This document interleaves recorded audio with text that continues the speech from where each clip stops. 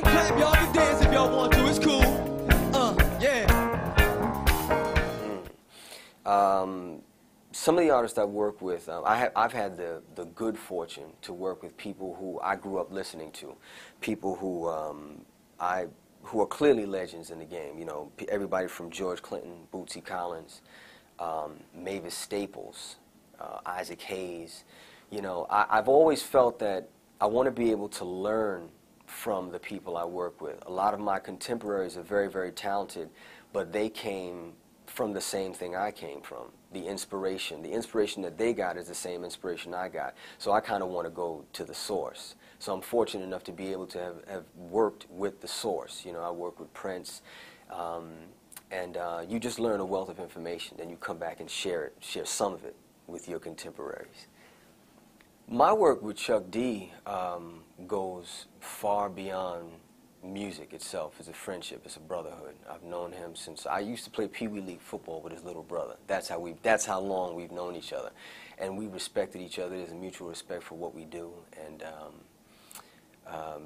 he's been a champion of mine for a long time. He's like, Kyle Jason, you know, he's really put me out there. So he's tried his best in a very difficult business to let the world know, see, and feel me. So my work with him goes far beyond just music itself. It's a brotherhood.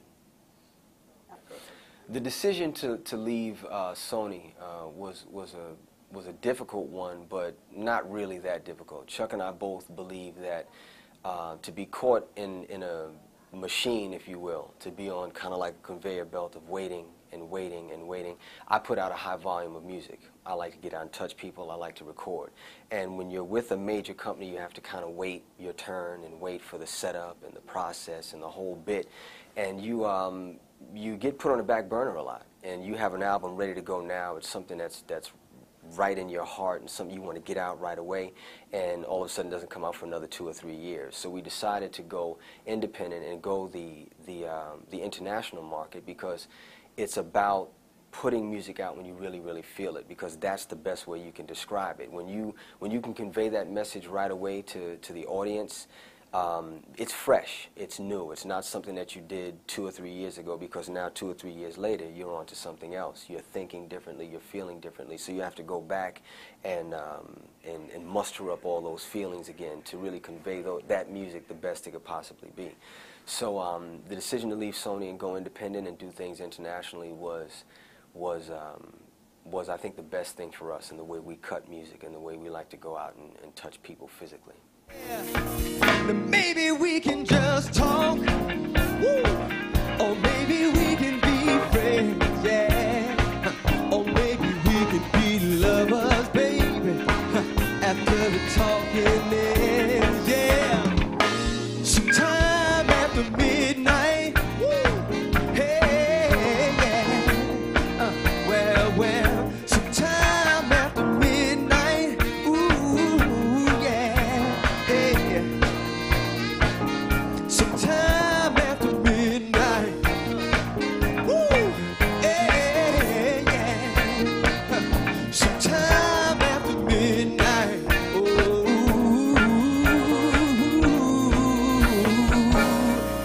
maybe we, say maybe we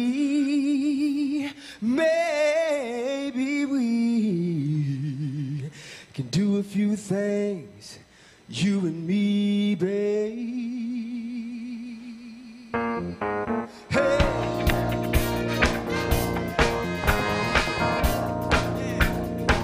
Oh, yeah. Woo. Yeah.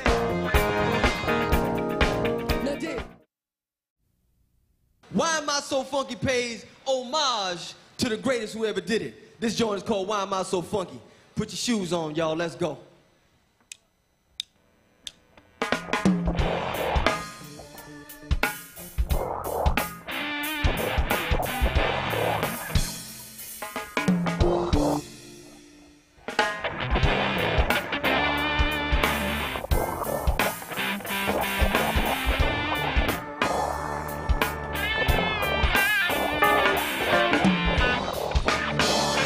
Yeah, yeah, yeah, yeah.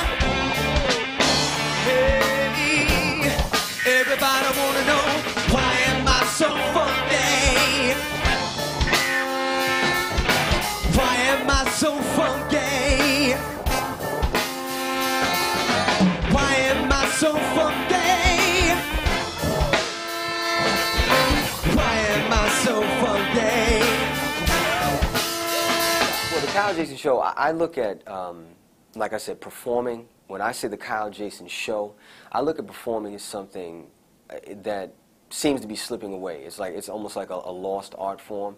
And I don't mean to disrespect any of the artists today that's doing it, but I think a lot of money is being spent on promotion. I think a lot of money is being spent on videos and everything, and there's not enough focus on actually going out and performing. If you have a hit record, you don't have to go on stage and work so hard because everybody knows the record and you can just kind of walk back and forth on stage. It's hard for an artist like myself who people may not know my music, so you got to actually go out and put on a show. So whether they know it or whether they don't, I'm going to work hard for the people, because I always say, how did the legends become legends before videos, before, you know, multi-million-dollar marketing campaigns and all that? How did they become household names? They went out and physically touched people. They went out and worked 2-3 shows a day, a night. They went out and traveled on little buses or little vans, and they went to each little town and they physically touched people. And when they got to the end of the circuit, they started all over again and did it again. Then at the same time, they'd go and they'd cut new music and come back and do it again, and here's a new song. And they worked. It's a work ethic. So when I say the Kyle Jason Show, me and my guys have a certain work ethic. We go out and work, we physically touch people, and whether we're getting multi-millions of dollars put behind us in marketing, or whether we're getting our videos played regularly, which we would really like to on BETJ.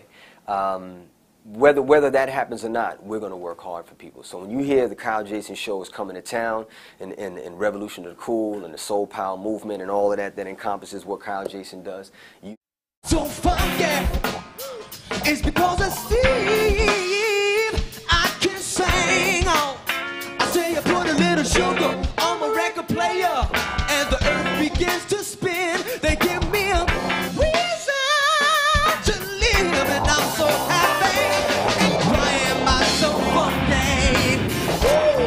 Everybody in the house say, why am I so funky? I see y'all.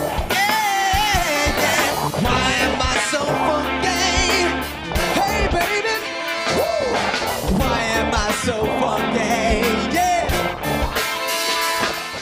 You think about radio years ago, you used to be able to hear a Jimi Hendrix jam, then right after that hear a Stevie Wonder jam, then right after that hear a Steely Dan jam, then right after that hear a Aretha Franklin jam. You know what I mean? There was no box. You know what I mean? There was no box that you just put one specific kind of music. You know, we play this all day long. No, we play good music all day long, and you can mix it up. I mean, that's who we are as a people. You know, we're a creative force, and we have to use all of our creativity to the fullest, and that's what I do. Sly was my man, and I wish he could stay. Yeah, Curtis taught me how to find a better way. Marvin covered my soul with his inner